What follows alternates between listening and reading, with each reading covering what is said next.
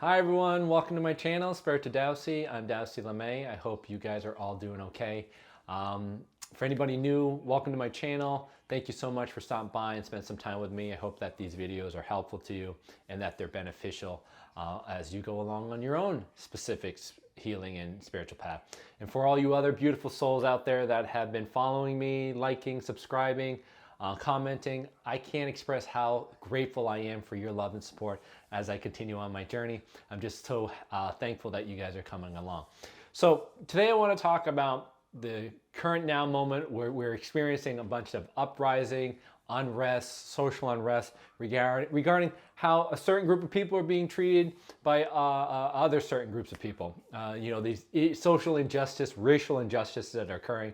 And I want to talk about a few things that I think are really important for us to integrate first in our energetic field before you decide to go through and move through your own energetic field with it. So before I go any further, know that these are my truths. These are my experiences that have guided me down my own spiritual path. They don't have to be yours, so use your own discernment. Take what resonates with you and leave the rest. All I ask is that you keep an open mind.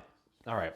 So I'm not discounting the whole thing that's happening with this Black Lives Movement, the whole protesting, etc. I'm not discounting. In fact, I'm very happy that this stuff is occurring because it tells me that people are standing into their power, that people are awakening to their truth, and that they're no longer allowing these unconscious programs to be played out, and that they're taking the empowerment and holding their boundaries and saying, we no longer stand for that.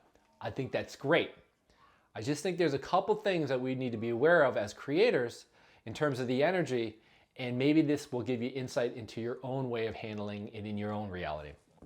Number one, healing. Healing does not occur, in my perspective, with the identity of more hurt, pain, rejection, and separation and fear. It does not equate to healing. What you have is something that has created hurt, pain, suffering, injustice, etc. And then to try to solve the problem with the same level of thinking with hurt, pain, separation, anger, and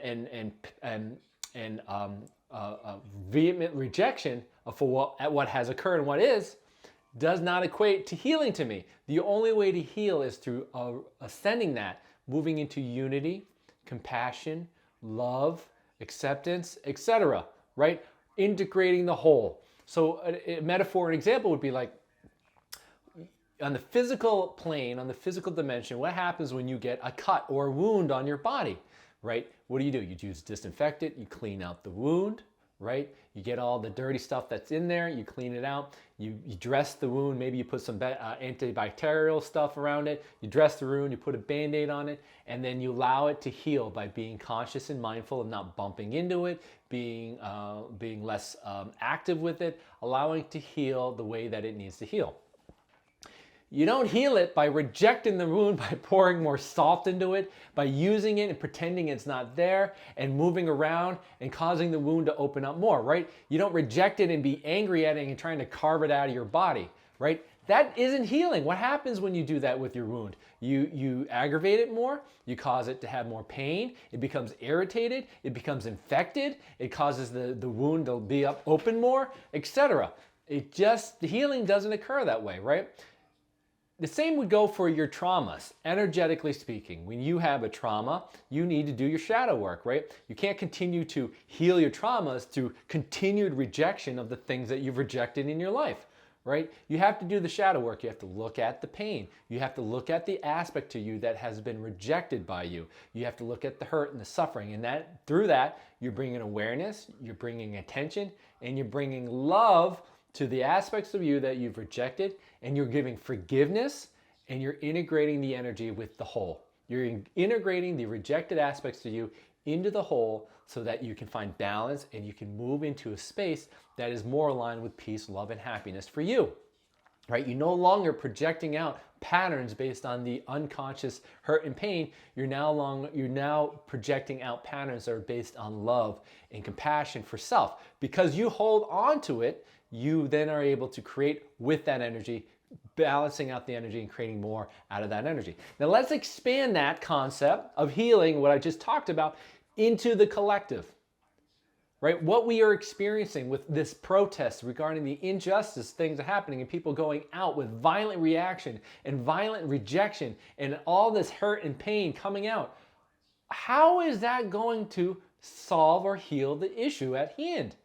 I can't imagine that being the solution to being what it is. In fact, if that was the solution, then how come all the past stuff that we've been doing is coming back again?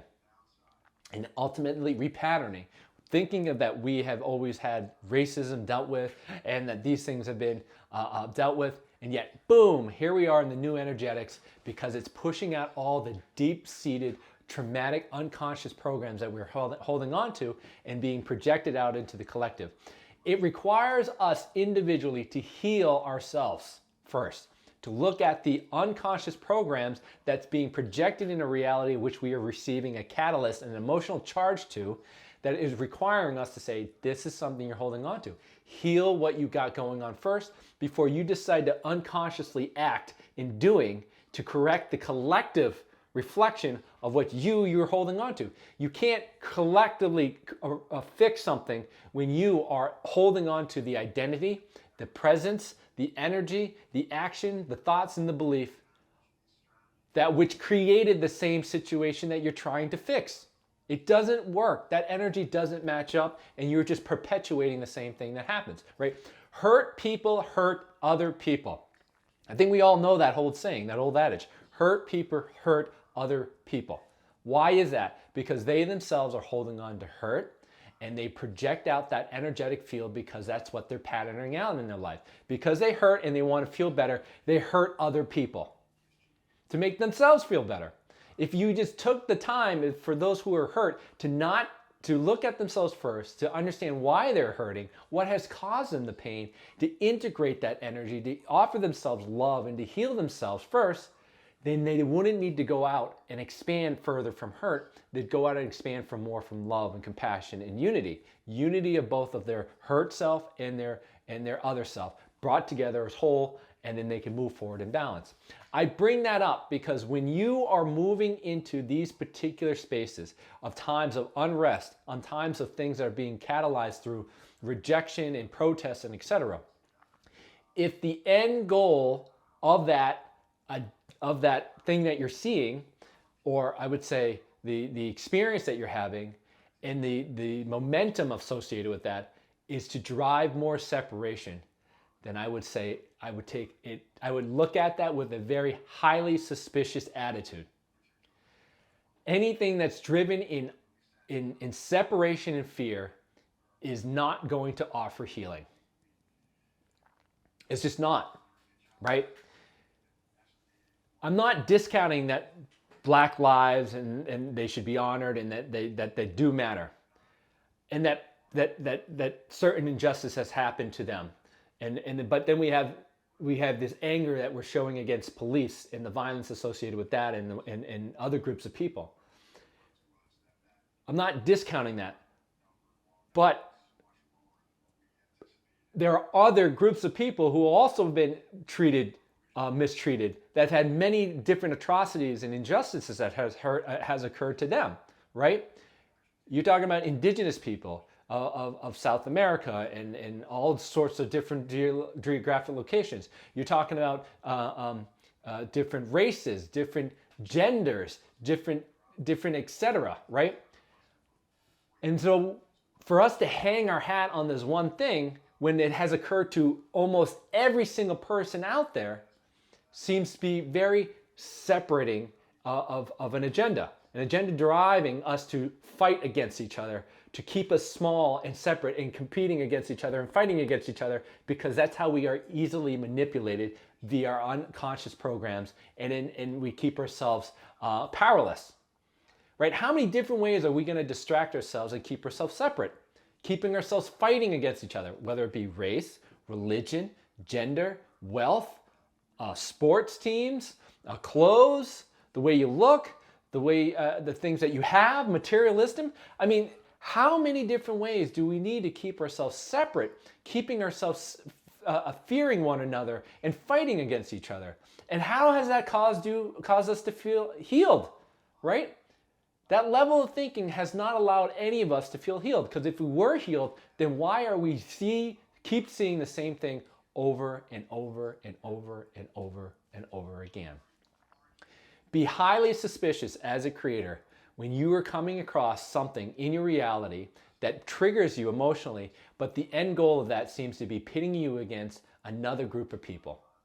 The more separation that is fed into it, the more separation that you're going to get out of that, and the more hurt and pain that you're going to receive from that patterning of that energy. It's only when you are able to rise above that, when you're able to integrate that energy within yourself to find love and passion, is when we can find healing for both ourselves individually, and then it gets reflected out in the collective, right? So why do these things continue to hold on? Because we have been, why do these things continue to occur? Why do they keep repeating? Thought we had dealt with these kind of things. My insight is that we have acted out of unconscious states of being through imbalanced energies. Energies are divinely set on masculine energy about doing, about acting out, without first understanding why we are being triggered to feel pain, suffering, hurt, injustice, etc., and not honoring the being part of stuff. We are acting out a divine masculine energy of doing without first understanding the feminine energy of being, and that is an imbalance, and we are now being brought to this now moment during these great energies that are beneficial for us to revisit it and saying we need to rebalance this in a way that is healing, way that is collectively uniting, both for us individually and for the collective. So I hope that helps you wherever you are in the world. Understand that I love you, and that we are all experiencing this in one version of another in our life. Some of us are having a more profound impact, a direct impact. Some of us are not. But in any given case, that what is occurring is valid in your own expression of that energy. But for us to make some changes in the world requires for us to go inward, to look at things that we have rejected and to heal ourselves first, to transcend that so we can create, as creators, a different world out of energy that's based in love and acceptance and unity, versus trying to fix something out of anger, hurt, and pain and rejection. So contact me if you guys have any questions. Subscribe, follow me on Instagram or Facebook at Spiritual Dowsy, or email me at spiritualdowsy@gmail.com. I love you. We'll say goodbye for now. Take care.